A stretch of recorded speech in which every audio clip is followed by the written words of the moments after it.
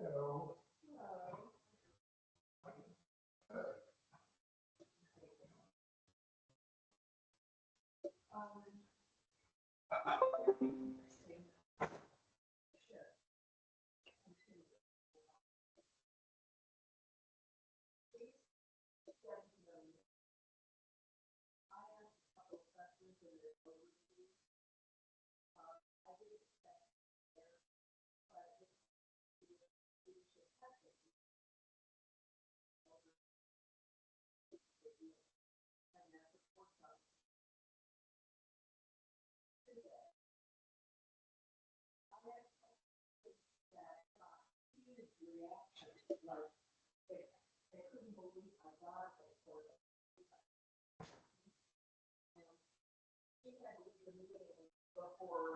it was over, she rang multiple times about my life. So I'm encouraged that she may be more likely to reading, as the song. Um, and now I, you know, my next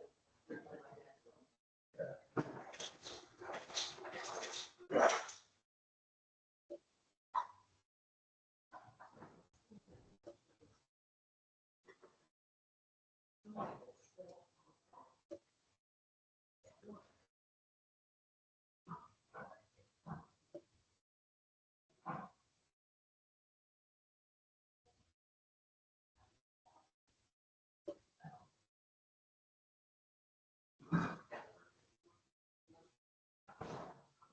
She was cleaning the microwave. It never sat right after that.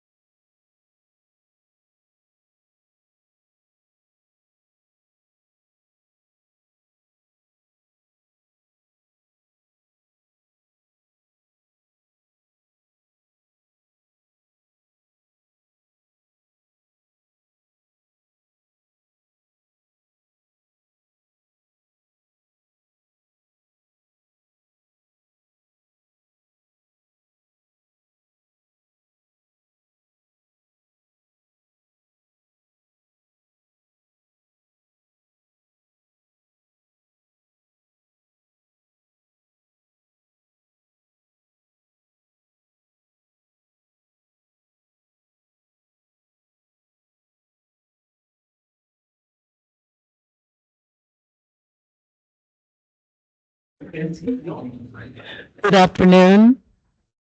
Good afternoon, everyone. Michelle, thank you for sitting there. Ready to work? Thank you, Jack, for sitting there ready to work. Chelsea, we do. I counted 8. I knew I was forgetting something. Leave it with Jack. Yes, I'm going to bring it here and leave it here. When I bring back Samantha's wonderful bag. Okay.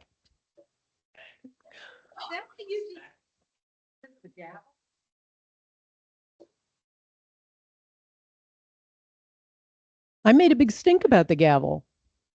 I made such a big stink that Jack got the gavel. So I am calling the March 5th, 2024 meeting of ENRAC to order, please. And I believe we now have a quorum. So can we proceed with roll call? Thank you.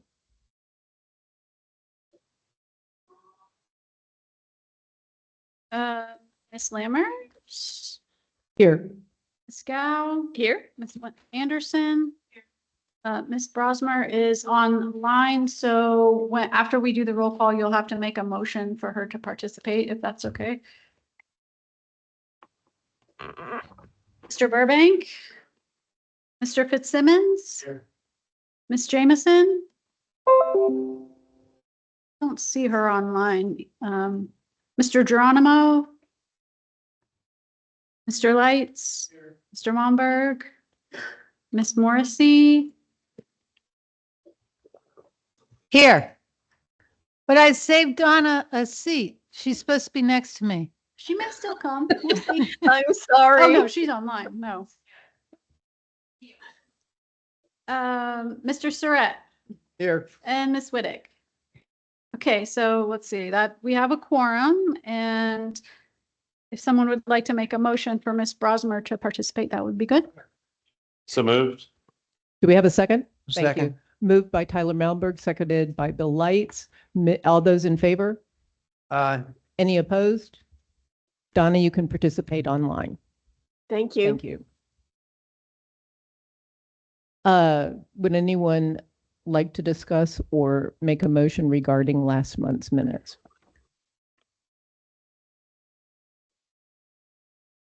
I will make a motion to approve them.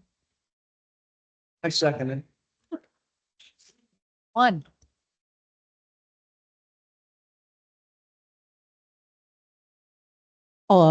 Motion was made by Sarah Lee Morrissey, seconded by Tom Burbank. All those in favor? Any opposed? The February minutes are approved. So discussion, the floor is now open to discuss the February 11th County Council meeting. I'd like to start though with a show of hands. How many people were there, watched it in real time, or watched it after? Good, Wow. thank you. Did you want me to give an overview, or do you just want to have discussion? How do you?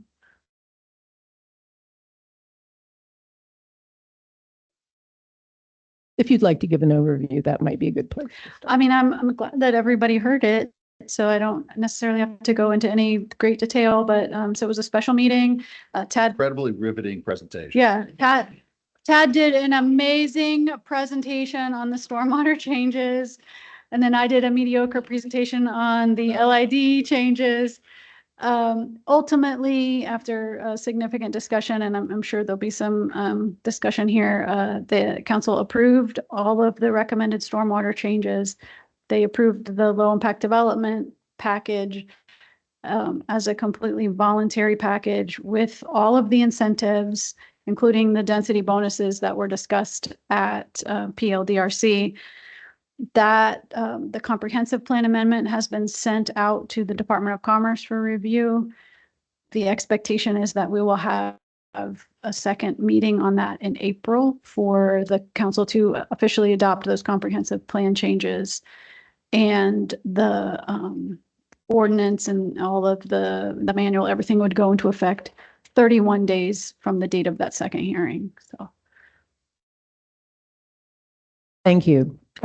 I would like to ask the question if anybody has an observation from that meeting that would be helpful to this committee in our work? That I think is the question I would ask.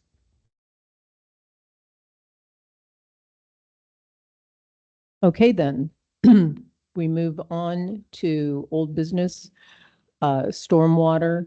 And I would remind us, and someone told me if I misread the minutes, Wendy had suggested last time that the chapter 50 regarding stormwater was very broad and a lot of things fit under it. And we were going to look at attempting to harmonize chapter 72 with chapter 50. And I think then we said, but we might like to have a presentation from staff about any discrepancies. So is that where we're going, Tad? Presentation? Actually, the way I understood what we were requested to do is take the language that had been approved as a part of chapter 72 and put that into chapter 50. So carry over what the recommendations were. Pull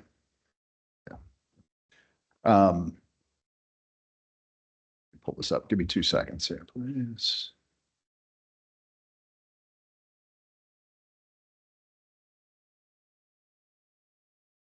So what I've got is the chapter 50 language. Now, we had gone through this back, I think it was the second meeting we were talking about stormwater. We went through chapter 72 and chapter 50. They are very similar. There are quite a few things that carry over from 50 into 72, but 72 has a lot more in it than chapter 50. Part of that is pretty straightforward. It's how the county processes the applications and how that information gets conveyed to the county itself. We did not spell that out in chapter 50 because we leave it up to the cities how they're going to obtain or go through their permitting process and that type of thing. So that's primarily the major difference. There were some more specifics as it relates to stormwater aspects in terms of what was being submitted to prove or justify the stormwater system that was being proposed, that in chapter 50 was really left more to the city to decide what they wanted to see along those lines. So with regard to the proposed language that was approved by the council based on the recommendations of ENRAC, all the suggested language carried over with one exception regarding the number of pond borings overall, which did go ahead and add in there, just not in the same spot because it doesn't exist in chapter 50. So if you recall, the different things that we approved, the first one was the 6 inches safety factor for the seasonal high. So on the screen here, highlighted in yellow, this is the same exact language that was included in chapter 72 that was approved by council that makes that a requirement. The blue and the green are the second part of the discussion on the geotechnical. Sorry.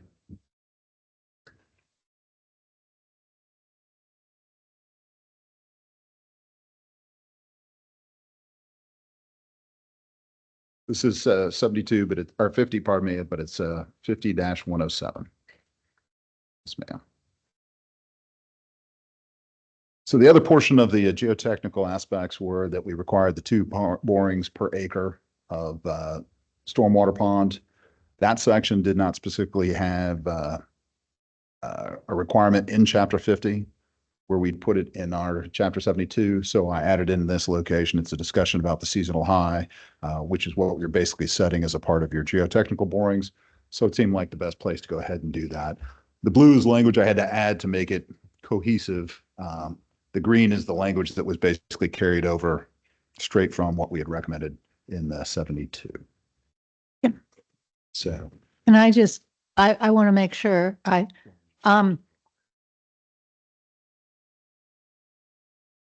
you adding that to paragraph A, paren 1 at the end of A? Like you just add all that language to the end of A? That's how we did it on 72. Okay. And And so you- I put the soil boring aspect just following that. Because Got we're already it. having a conversation about geotechnical. It seemed like the appropriate place in this language to do that.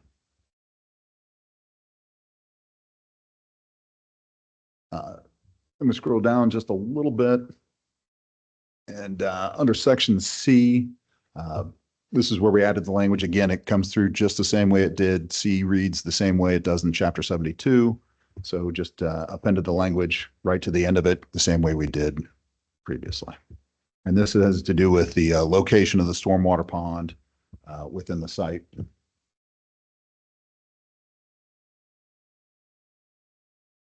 If the adjacent property is lower, just bouncing back and forth.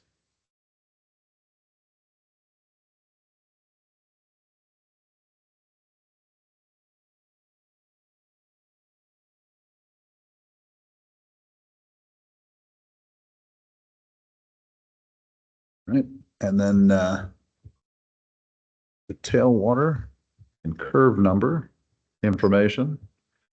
Again, it carries over to the same spot that it did in chapter 72 under the runoff computations, which under 3, yeah. B.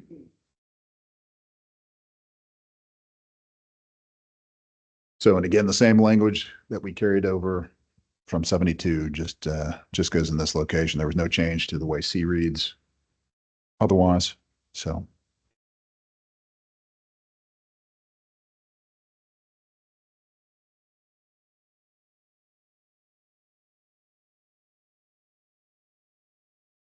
That was really the last section that we made any changes to. So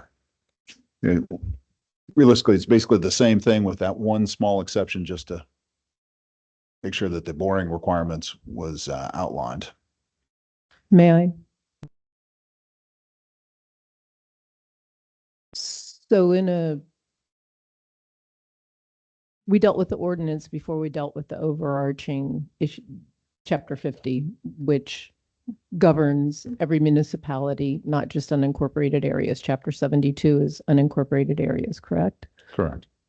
So chapter 72 is very detailed, prescribing how things are going to be done.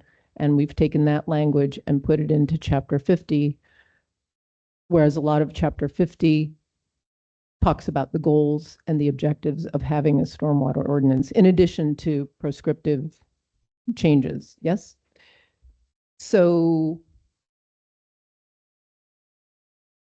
this is good that it makes consistency between the two documents, but I think that on February, in our last meeting and reiterated at the February 11th meeting, we were not satisfied that we were going far enough with stormwater. And so we can discuss this, vote on this, but I think there's still a question mark hanging in the air. Or not, just putting that out there. I'm not sure I agree. First of all, chapter 50 is the minimum standard. So this is across the entire county. And I felt like the issue was more about LID. And because it was voluntary, than it was about the stormwater ordinance. And the only other thing I would add is I'm not sure adding more to chapter 50 before you get an airing on chapter 72. Like, I don't know. Forgive me, but the first hearing of chapter 72, I thought that was the February 11th I meeting. realize, but I mean, if we're making additional changes to chapter 50 without considering changes to 72, No, we went backwards. We did 72 before we looked at 50 because we were advised that 50 would have to go out to the municipalities, and generally we were going to look at ordinances and not look at minimum standards in the very, very beginning.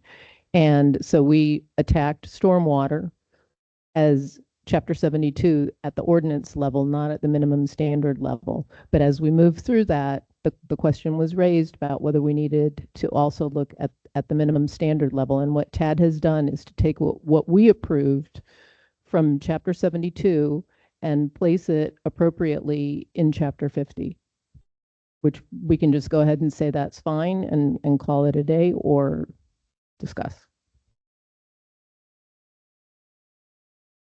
Bill. So just mechanically, 50 includes not only the stormwater, but also the environmental and the trees and all that. We are just focused on the stormwater part of 50.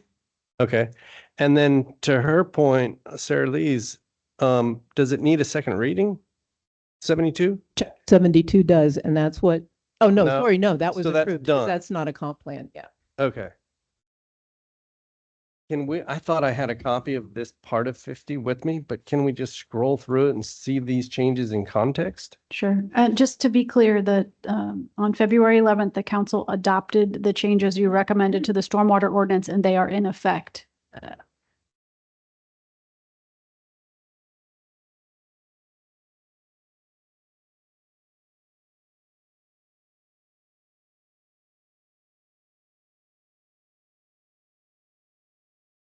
Okay, so chapter 50, like most of the rules, goes ahead and gives set definitions to begin.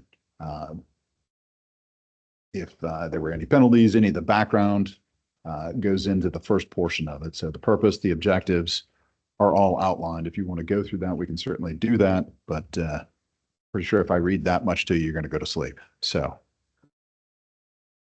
I do want to keep going, but I did have a question. okay, all right. We'll go ahead and outline the objectives, the whole purpose behind the rule, the intent, what we're trying to, in case there are any questions about the interpretation of rules, what we're trying to accomplish to help govern if there's a gray area. And talk about the adoption by the municipalities as required. Again, that's more just background. It's really not until we get to 105 that we actually start talking about things that are truly related to stormwater, in terms of practice. And the first thing in there is listing out the prohibited acts. Again, unless you stop me, I'm just going to hit the highlights. All right. And then the exemptions, things that don't require a permit. This would certainly be one of the areas that I would recommend to ENRAC in the future if you want to keep looking at different things. There are several exceptions that probably make good sense to either modify or remove at some point in the future. We get into the performance standards. So this is talking about how you would go about handling stormwater issues and the goals that you would have for them overall. So in your first section there, you're talking about the stormwater runoff, that it has to be handled by a best management practice prior to discharge. And then we go ahead and make our statements about how that system would be modeled with regard to the safety factor, and then the soil boring so that you know what the existing condition is, so you can properly set up the model for the computation.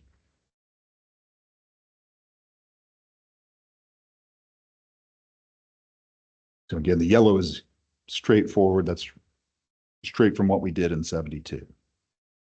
Language is the same. It fits in the same spot that we had in 72. It's really the blue and the green, but we've just had to put them in this location because it makes the best sense, because that portion of 72 doesn't exist in 50. And it was really talking about what's required in the calculations in chapter 72, which we don't spell out here. We leave that to the cities to make their final determinations, what they want to see to prove that the stormwater system is meeting the presumptive rule. Right. And a little bit farther down, we're talking about the design of the water and retention or detention systems. And this is where we talk about where the pond needs to be located. So already talking about the stormwater ponds, the release of water, those aspects, establishing minimum side slopes. This is one of those areas where chapter 72, for example, the county spells out that pond side slopes are going to be a 4-to-1 maximum. If they're not, or they would only allow certain exceptions, and they define what the exceptions would be. Here, they leave it to the local government to make that call as to what they're going to accept.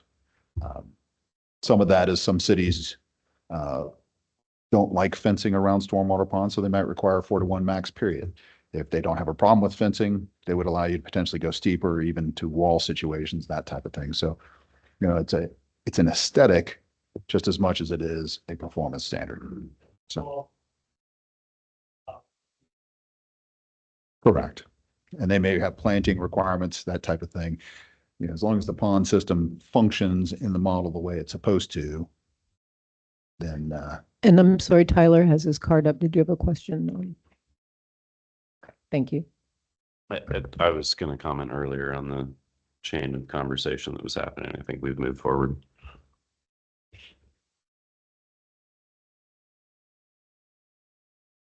okay. Bob, Is the question here to the committee, a recommendation just to take what we've already done to 72 and incorporate it into 50, the minimum standards? Actually, I would say there was no question. It's what we were asked to go ahead and Okay. provide the language from 72 and put it into 50. So that might be considered in the future by the cities and the county. All right. Now I misunderstood then where this whole started, Melissa, because it sounded to me like you wanted something more, or that wasn't what Tad just described wasn't the avenue you wanted to go down. no, sorry for confusion. I just wondered if we wanted to do anything more with chapter 50. And like I said, I do have a few questions that may or may not matter.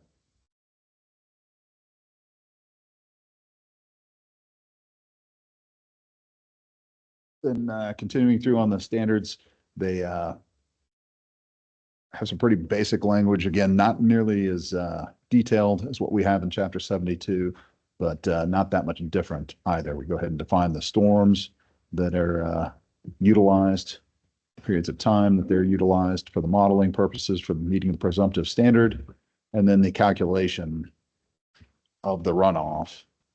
And this is where we had put the language with regard to the tailwater condition, noting that it has to be approved by the county before you move forward. If there's no county approved basin study to set it at. City engineer, if we're in the city? In that case, yes, it could be changed to city.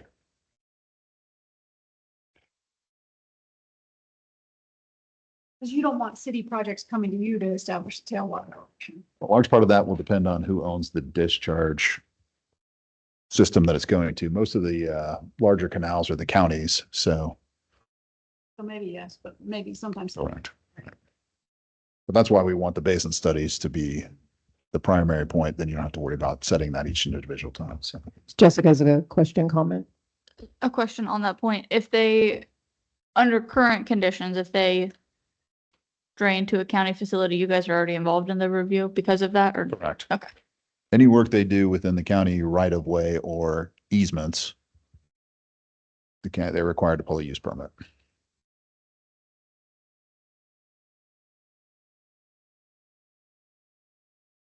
So we have been charged with looking at 50, at least the engineering part. And this could be, I guess I have two comments or questions. One, this could be super simple and we could just do this and vote on it. And then and I guess my next question is, do the cities already do this? And what kind of pushback are we going to get from this? And also I'd like to hear from the engineers.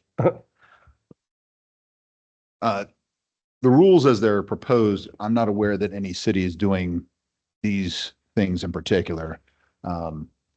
Certainly not adding a safety factor on the seasonal high. Now, New Smyrna Beach did make some changes to their stormwater rules, and they did not state it the same way with regard to a safety factor on the geotech. But with the way I read what they've done, it almost equates to the similar thing. That said, I'm not aware of any other city doing anything like that as it stands. And they also added a 1 foot of freeboard, if I recall right. They use a different storm. They've got some tighter restrictions on different things than we do. But as far as the number of borings requiring 2 per acre, no, nobody is requiring that, as I'm aware. And the curve number with the AD soils or BD soils, I'm not aware that they're specifically doing anything along those lines as they're based on their rules. To me, this is one of those things they should be doing professionally as the engineers for the project, both either the city or the developer's engineer. Really what we've done is we've just codified it and taken away the judgment aspect of it, and basically said, you're going to do it. And you're going to treat it this way. So.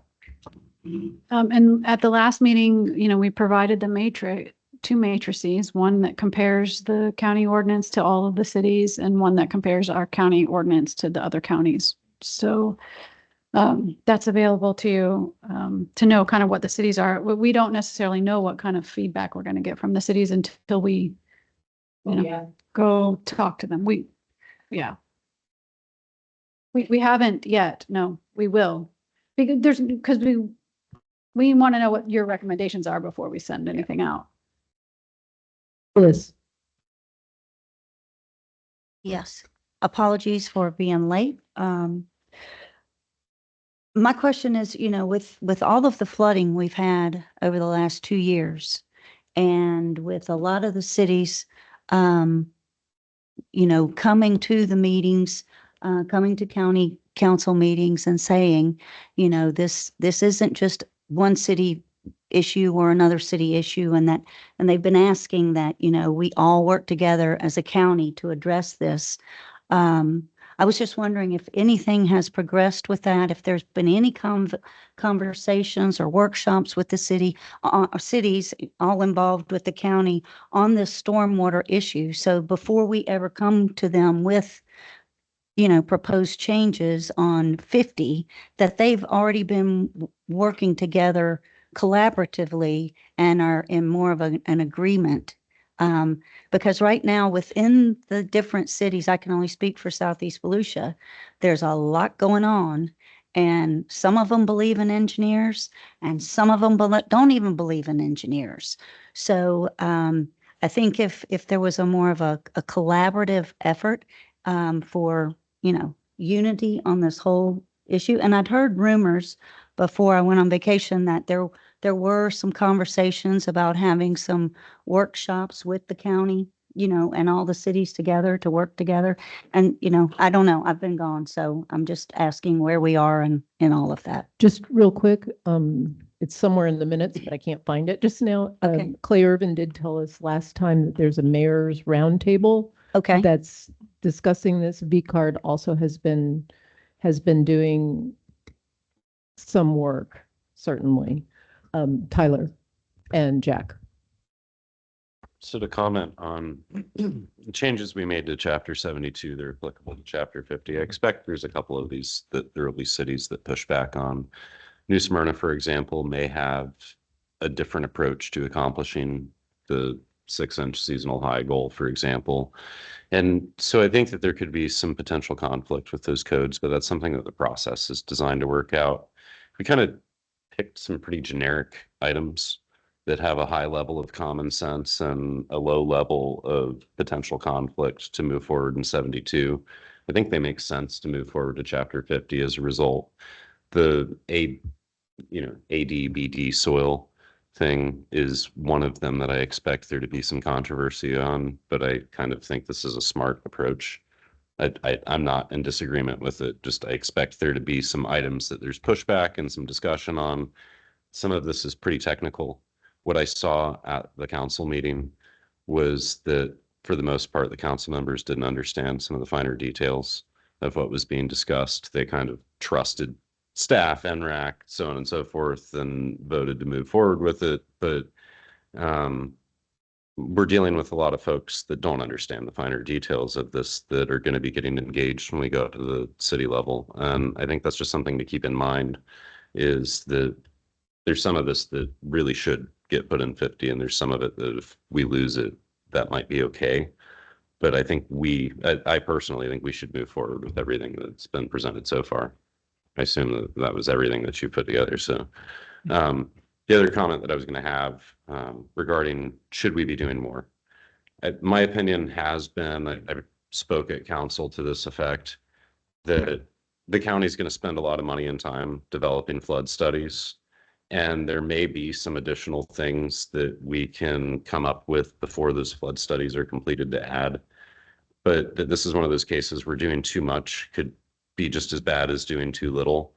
And taking a more methodical approach to me seems like the right way to do it. So I'm more inclined to wait for those flood studies to move forward, or until we have, other fact-based reasons to make changes, to suggest additional changes to 72.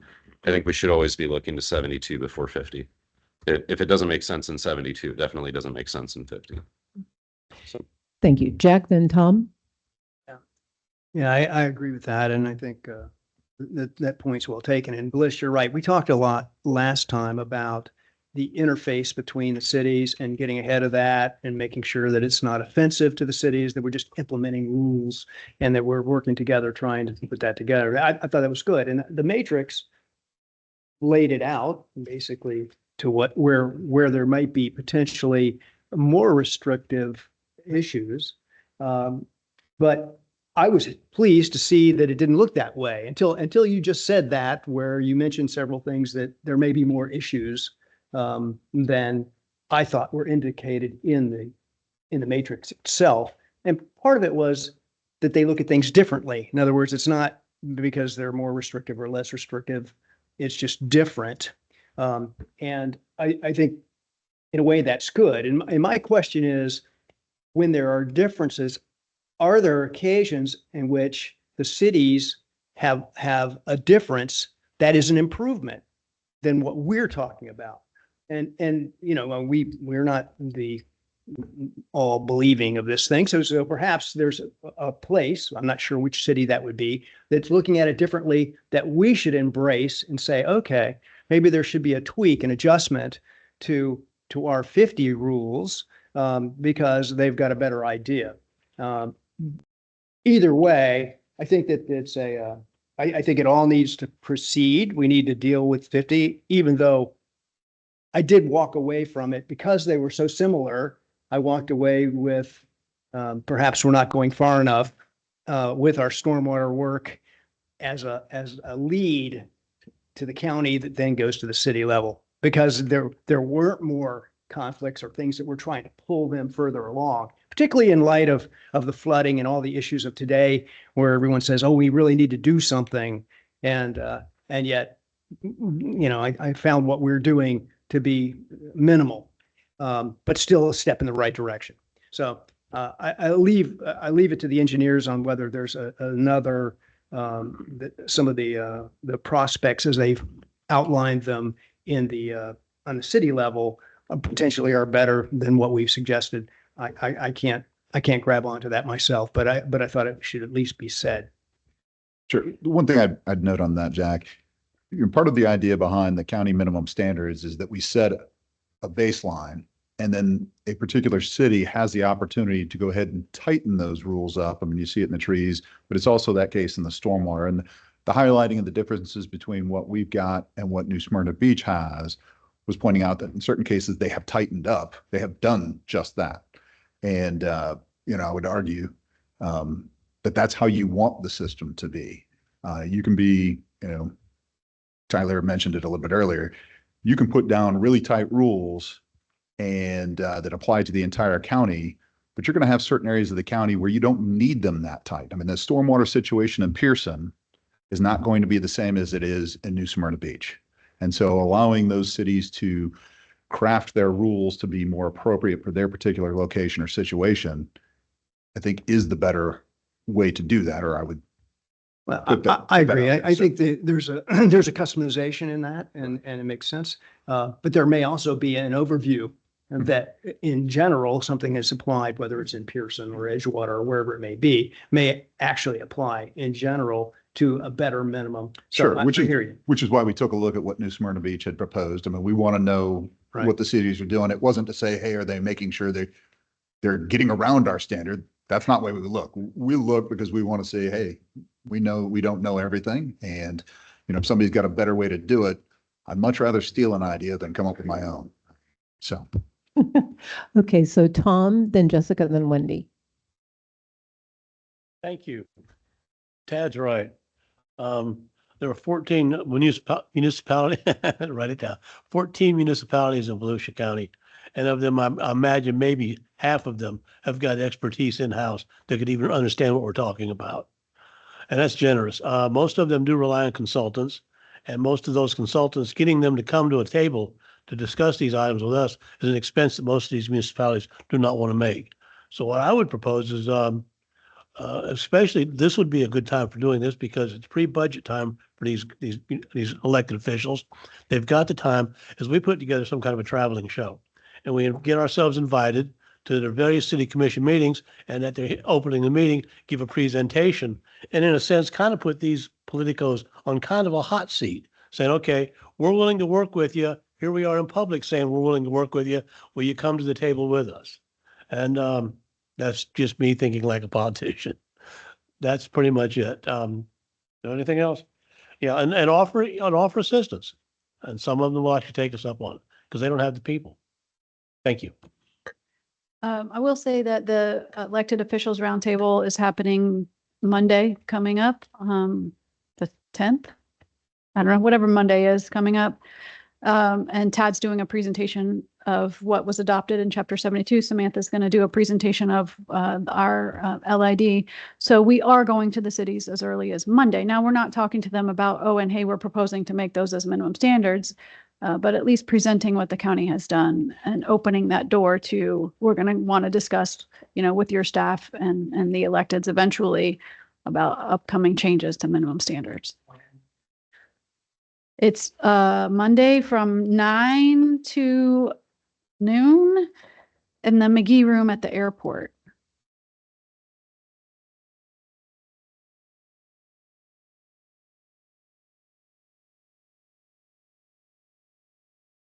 And they have their subcommittee that's looking at flooding and stormwater, and that subcommittee is going to report out as well to the elected officials. Jessica, then Wendy. Yeah, I was just going to say is that overall, I agree with the general comment and direction of building this language in so that where, you know, it says county, if it can just be city. I think there's a site to CDE and the other section that would be, I think, city or county development engineer. Because I think I would hope that we would draft these in a way that's protective of the city's design elements and procedures. So like the pond being located on the perimeter of the site, if possible. The if possible gives the city the leeway to say if it's downtown and we have an intent there, and we want it in the front or something like that, that can be built in.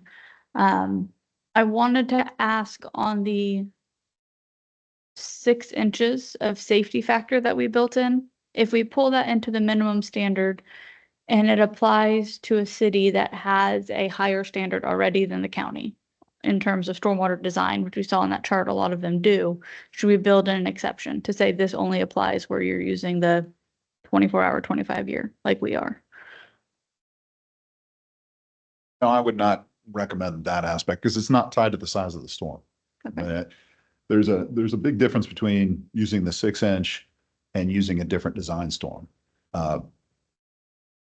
The issue with the design storm is that the volume that you hold back is greatly controlled by the existing soils conditions. So in areas where they're already flood prone, usually the reason you're flood prone is because your soils are so bad at percolating water.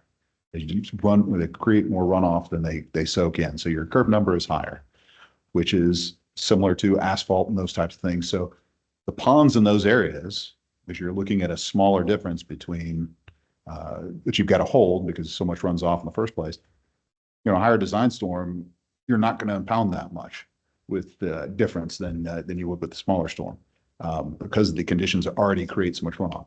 The 6-inch, you're always good soils, bad soils, you're going to retain an extra 6 inches of water in your site. So it's there no matter whether you've got good flow conditions or bad flow conditions for the stormwater runoff. So it's not tied to a storm or a certain condition. We had considered, and the council or the committee did not go forward with it, potentially making a separate one for a closed basin. We stuck with the 6 inch across either basin type, but it's every system, not just if you've got a 25, 24, 100-year 24, 100-year 72, or anything along those lines. How does that compare to the extra foot of freeboard? The extra foot of freeboard creates a situation where you would hold more water in your pond such that it does not flood the roads of the particular development. Does not change your discharge control structure elevation. So it stays, in that case, at elevation 5, and your top of bank would be set over your max stage. Your max stage is usually going to be above your discharge control structure, so 5 or 6. Then you've got the extra foot there. Well, you know, the water's still running off your site and still going downstream. So it's the negative effect that would be occurring downstream if you're at a larger storm goes that way, goes to the residents down, property owners downstream.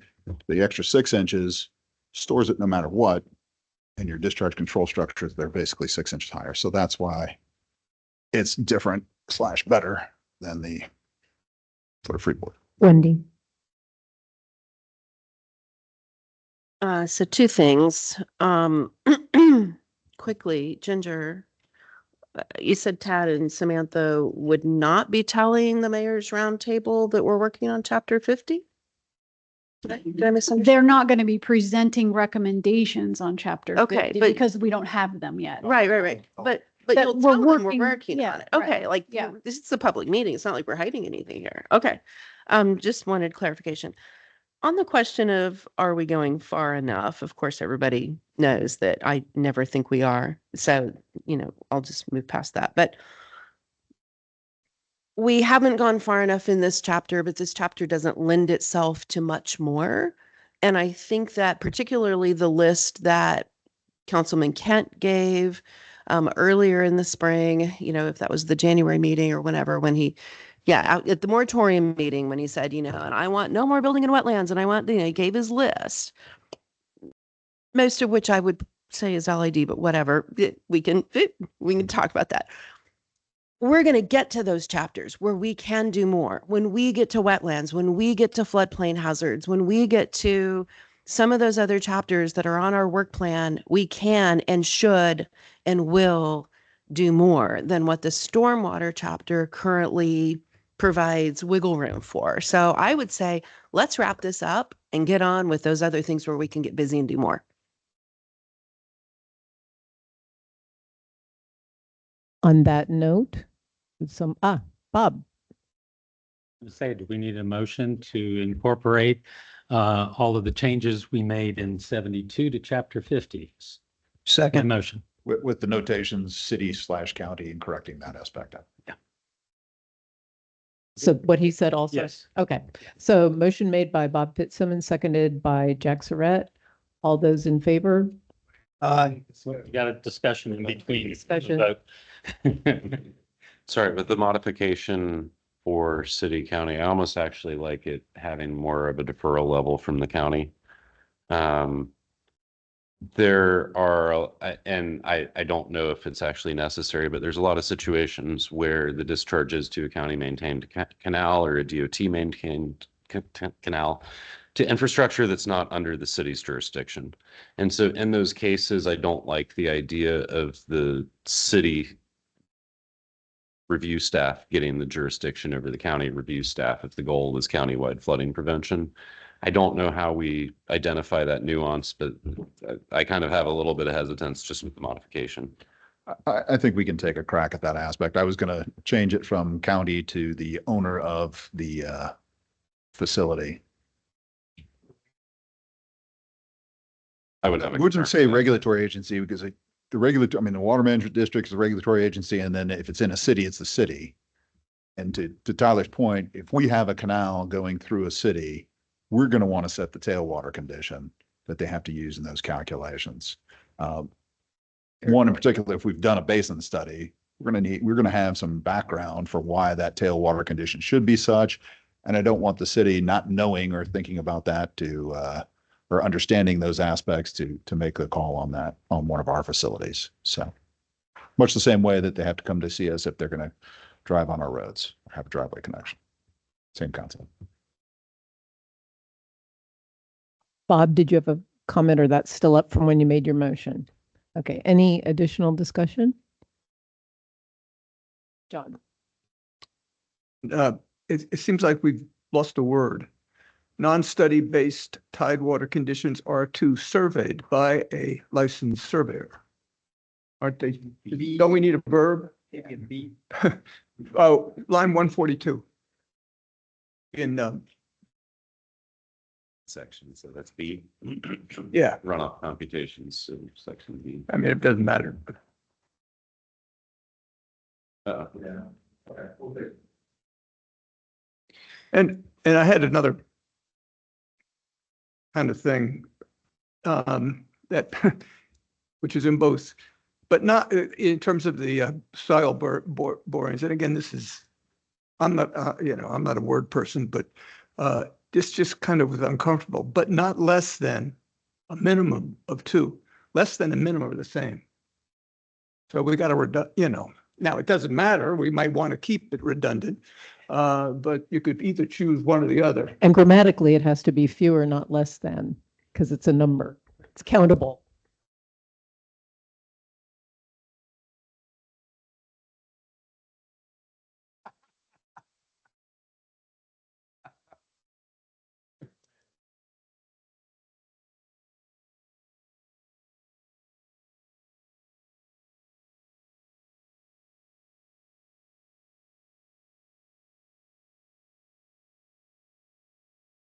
Did you finish?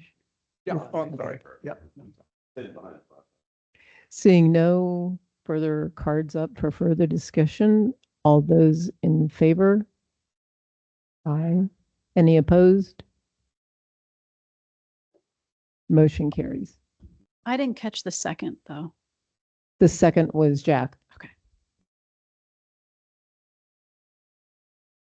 Mr. Lights. So now that this is our official ENRAC recommendation, you can mention it to the cities at this meeting and say, no?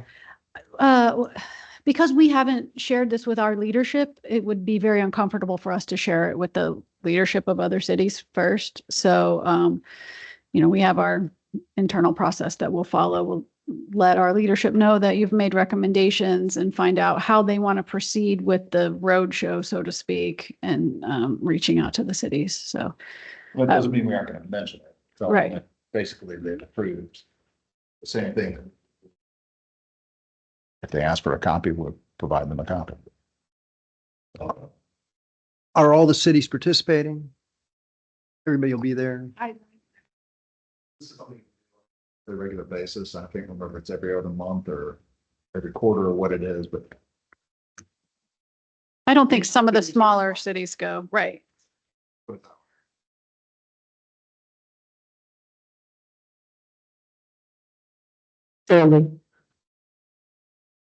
Yeah, the round table's been going on for a long time, and sometimes there's an agenda for it. So adding this at this date would probably not, mentioning it's one thing, but as an agenda item, it's probably not appropriate. But we are interested in how you all decide to proceed with the cities, and some of us may, in fact, like wherever we live, we might want to go.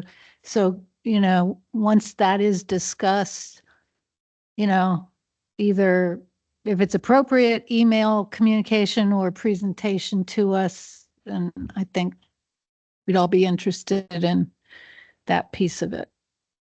Yeah, so what I'll do is, once we have a little bit more info, we'll send out an email, because hopefully it'll be before our next meeting. So we won't have to wait till the next meeting to give you an update on that.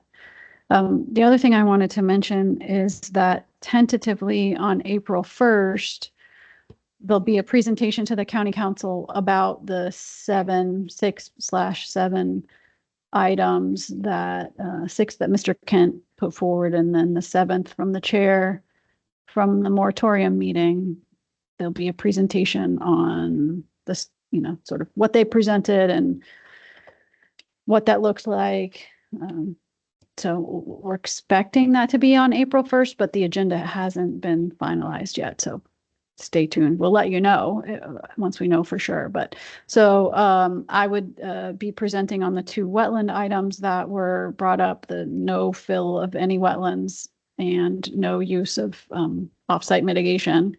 And then, of course, the attorneys will have information on each item. And then Tad and Ben are going to be presenting on the stormwater items that were brought up. And, oh, not Tad, and Clay or somebody from Growth and Resource, depending on if Clay's back, will present on the items about fill and those sorts of things. So that's in process right now. Thank you. And Jessica.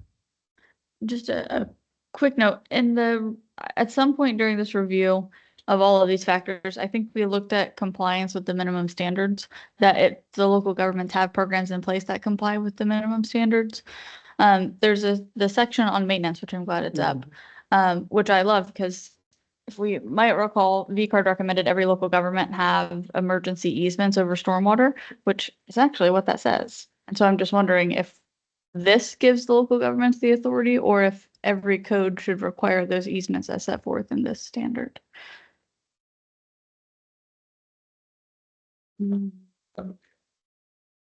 don't know that this by itself gives the city authority. I think they have to copy this and put it in their own ordinances for them to have that authority. But I'm not an attorney and I didn't stay at Holiday Inn. So. If we only had an attorney in the room. I would argue that the municipalities would have to have it within their own in order to enforce that. But I can look into it further and bring back some information. So. I would agree with that. I'm just wondering if we can remind them that the minimum standard. Tyler. So from not an attorney, more of a question for the attorneys in the room, since we have at least 2. When I worked at DOT, conditions of the driveway permits, stormwater connection permits, other permit conditions were explicitly allowing DOT to take certain actions. It didn't necessarily allow them to take action across the entire development site, however, related to the connection and onto the development site as necessary. And that seemed to stand up legally. So I think there is some ability for it to not necessarily be an easement. I just that's way outside of the area of expertise as an engineer. You don't want me as grammar or legal representative. So the real comment that I was going to make is I've been thinking a lot about conceptually, how has the flooding in the county happened? And a lot of what we've seen, if we think of our closed basins as kind of like an Eggo waffle, you've got all of these, or Belgian waffle, you've got all of these little bowls. And you've got these ridge lines that divide them. And if you pour syrup across it, you're going to have a spot that even after it all drains through, it kind of stays wet. Those are your wetlands. And the area that got wet initially, that's your flood level. And how much syrup you pour, that's the size of your storm. And so to some extent, what we're having is that different storm events of the same size are resulting in different flooding conditions, because we have different preceding conditions for soil saturation. And if you think of it as the waffle, there's so many different variables that you can play with how it floods. But now we also get into, we can move the ridge lines around. We can pump from one cell to another, to outside. And there's a lot of things that we can do.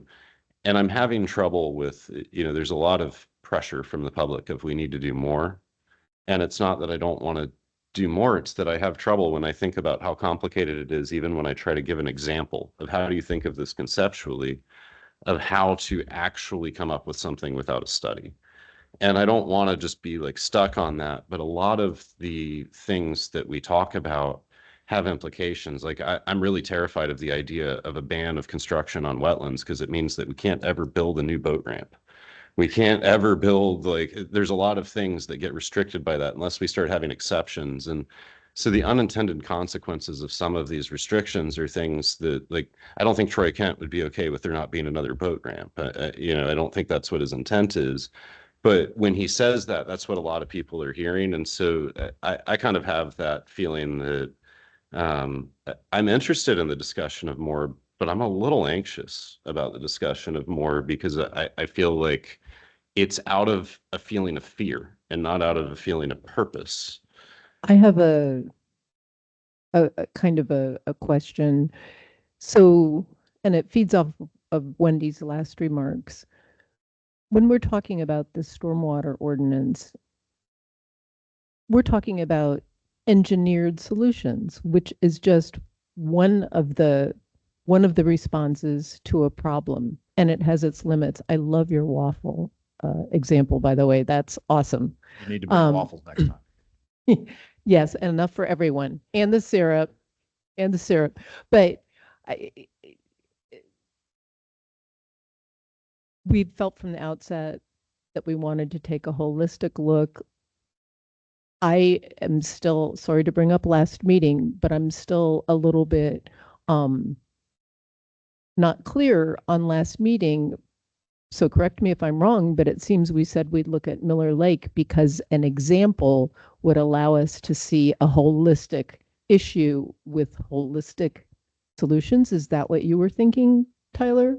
Yeah, and I think the reason Miller Lake is a good example is there's a lot of pumping involved in that basin already. And I really do think that one of the things that is hard for me to account for in that conceptual model, I'm going to think about the other basin that we talked about, the basin between Taylor and Blue Lake and Kepler, where we've got the Victoria Park subdivisions that are being accused of flooding the neighbors. And the amount of rain that's fallen hasn't changed. That basin hasn't recovered. I mean, you drive through there, the ponds are still high, there's still water in people's yards. That water would have gone away if this flooding condition wasn't going to happen due to the rain or due to pumping. It's one of those two things that's caused it. It's not a stormwater design change and a land use change that suddenly created more water in that whole basin and more groundwater and an elevated groundwater table elevation. Like that's coming from something else. And so if it's not just a natural condition that would have occurred otherwise, which I think a basin study can identify, then it has to be due to pumping. And so Miller Lake is the opposite. We have a lot of pumping out of the Miller Lake basin, and we have a lot of changes in where that pumping has gone. And we've seen other drainage problems that have come from it. And that's one of the interesting things about it. I apologize. I had 2 weeks that I was sick in the last month where like we got COVID and flu. Yay, 2-year-old child. So I didn't have time to gather some of the documents and get them sent out to everybody. But I do think that there is more complexity to how our communities are built out and how they function today than what the general public appreciates. And I think that's really why I pushed so hard last month. And, like I said, I apologize. I intended for us to have some information to discuss on it, but I've just in the past couple of weeks been thinking about how to present the conversation today of, hey, this is somewhere that we can go. And I'm not confident that I have a solution. I'm not confident in the ideas that I can bring forward. And as an engineer, I shouldn't be bringing the ideas forward if I'm not confident in them. And so I do want to look at that basin and I do want to talk through it. But I think that it's more because I want everybody else to understand where my anxiety is coming from, not so much because I think it's going to lead us necessarily to a clear answer. And I kind of want to make sure that, I state that I don't want to be promising answers. I wanted to respond to something, and I don't know I don't know exactly who that we're responding from fear. I don't necessarily think we're responding from fear. I think many of us at least, responding from an intense desire to try to get it as right as we can. And it's challenging. Stormwater has been particularly challenging for me because it's highly technical and it's not something that I've ever looked at before. That has been difficult. There are other things I'm more prepared to talk about, but I agree with Wendy that when we look at the other things on the list, the next one is flood hazard management, and that'll be very interesting. It'll help us broaden our lens a little bit. The public, though, very clearly, first of all, thought that, has continued to believe that we're dealing with present day flooding, which we can't, and we know that. And they found the technical nature of the stormwater regulations to be a bit confounding to them because they expected, oh, we're going to put in a dam and your problem is solved. And that was not a very, it's an understandable expectation given the discussions that have taken place at council meetings, but it's not really what is going to happen because we're trying to deal with the future situation. So it is challenging when we speak to the public. And that's why I think we're intent upon getting it as good as we can.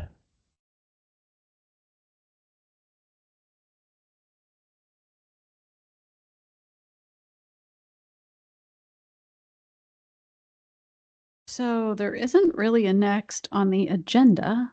So we've made progress.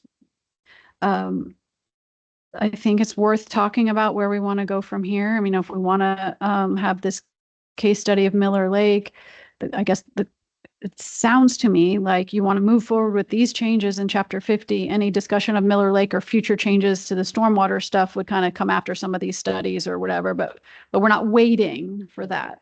And we Right. said that to council. Staff said that, those of us Yeah. who gave Okay, so I think we have consensus that we've, for at least for now, finished with our topic 1 on our work plan.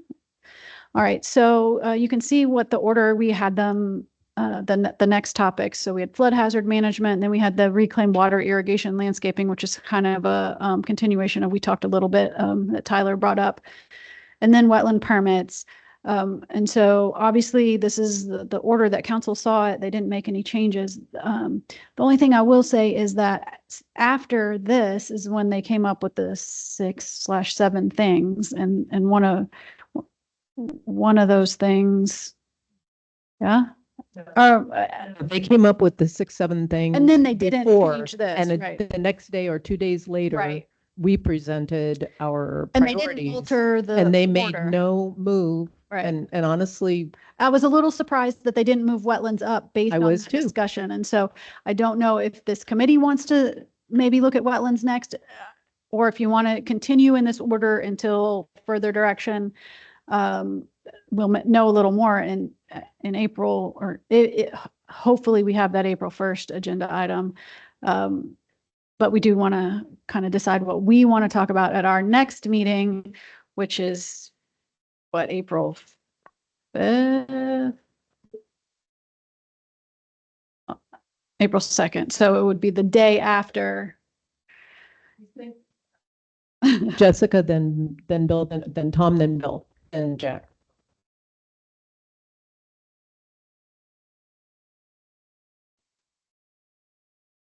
A quick question then, if I'm starting. The flood hazard management, would that cover like regulation and development in the floodplain? So that will tie into the priority on the no fill and developments. So those will be very close. Those discussions. Okay. Yes. Okay. Then I think that one fits well. I still think that irrigation and landscaping can be between the two. One, I think wetlands is going to be a big discussion, and we'll have policy input. And I think the irrigation landscaping goes towards the water wise and water usage that we're kind of tying into the other ones.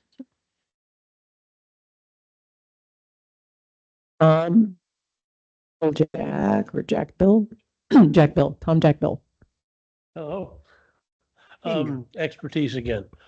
Many of the people in this room do not have the expertise that, well, back up. I think Tyler's got a wonderful idea. It might not be a bad idea. If staff could potentially put together something, a quick history of Miller Lake and when the problems first became noticeable and how they progressed and what's being done about now, it may give us all a little better understanding of what may be on a smaller scale and what we're looking at on a larger scale. Is that something that you guys can do? I mean, you guys know a lot more about, I'm just now hearing about Miller Lake. Miller Lake to me is in Orange City. I did not know there was one in DeLand, but I see it's connected. There's one up here by the Speedway, like Talmadge. You see what I'm talking about? Would that be, what do you think? Anybody? Somebody? Yeah, there is a study going on, taking a look at Miller Lake is what I understood from my last discussion with Ben Bartlett on the topic. So we are looking at that, and as a part of that, we would evaluate any potential controls. So um, I don't know what the timetable is on that basin study. That would be the primary issue. If it's something that's going to be years or so, I don't think it is, but we could certainly take a look at bringing in certain elements because they'll get more detailed than I think this group wants to get in the first place.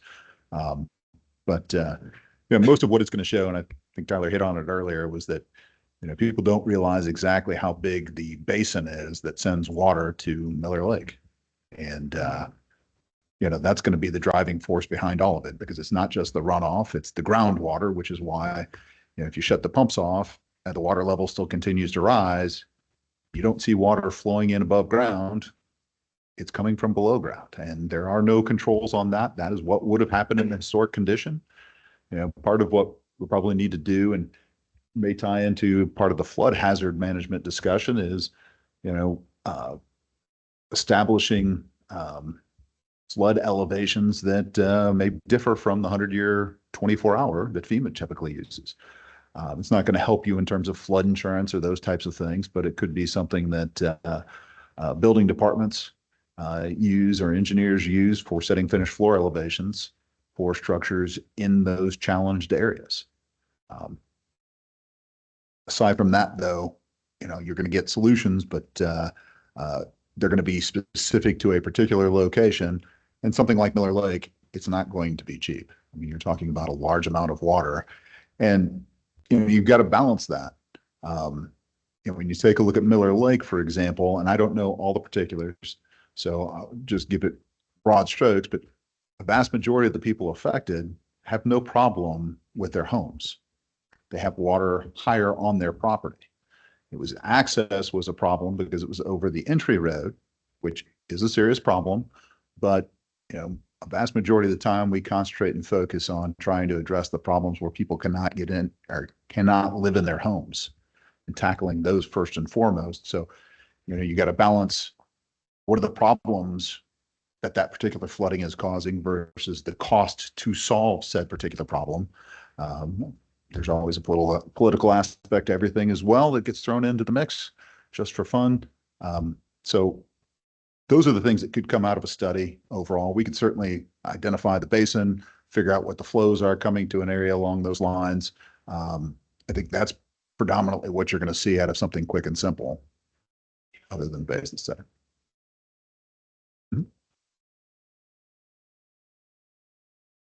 Jack and Bill? Yeah, just a quick comment, but I like the idea of moving the wetlands alteration permits up.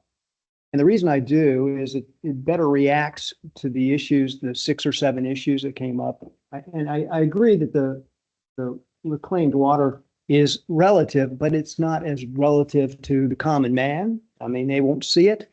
And yet wetlands and the fact that Troy Kent has made that point, I think it's good that this committee reacts to what the county council is saying as potential recommendations for flooding today. And that does that. And so it'd be nice to be able to say, we have reprioritized based on your interest at addressing the wetlands permits. And so I think bringing it up one in the priority list is a good idea, if nothing else, to show the council that we're serious about facilitating and helping their cause.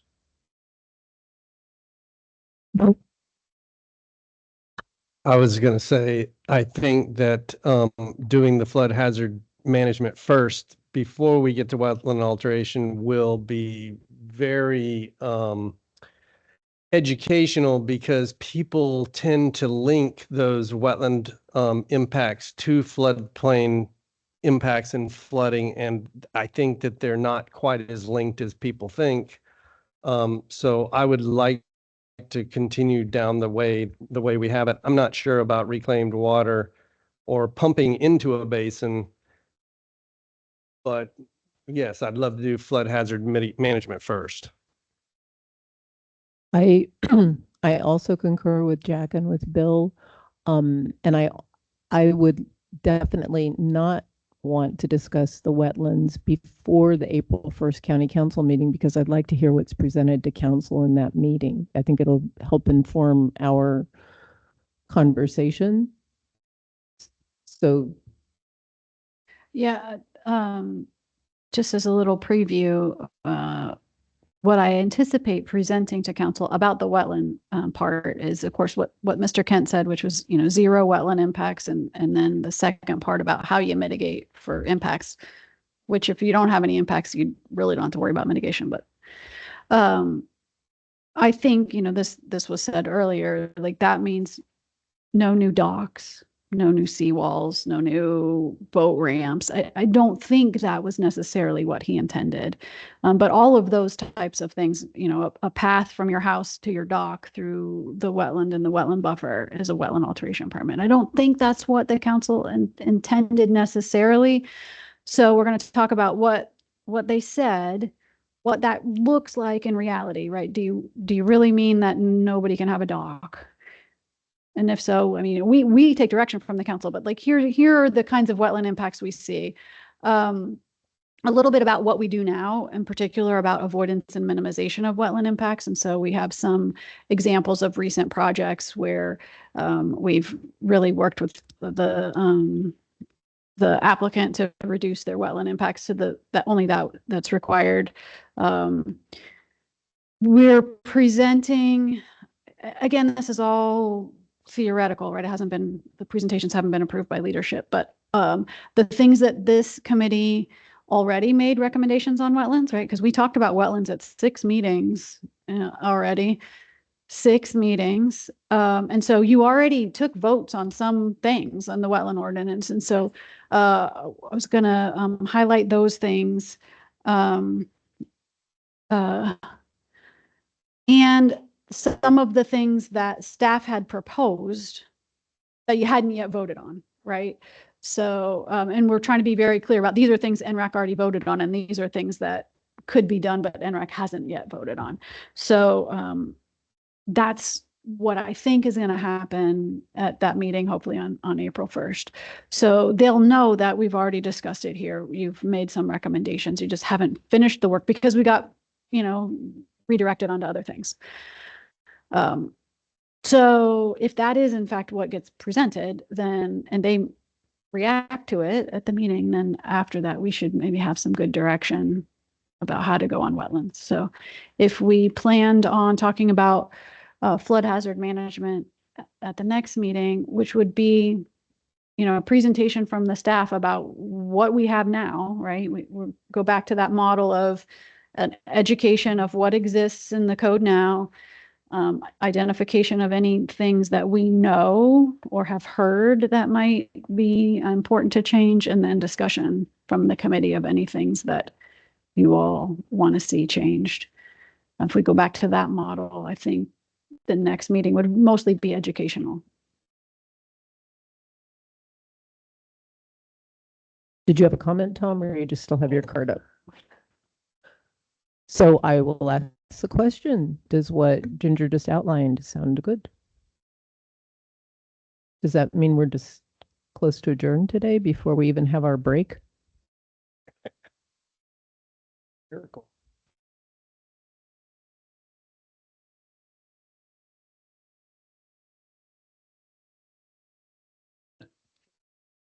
So if we're going to talk about that, can we get where the code is? And Yeah, of course, we'll send out the existing codes early, so you have that to review. We can do that as soon as this week if you want. Traditionally, we give you everything at least the week in advance. If you want that earlier, it's fine. You won't get minutes. Of course, the week. Bill by now is a power user of Muni Code.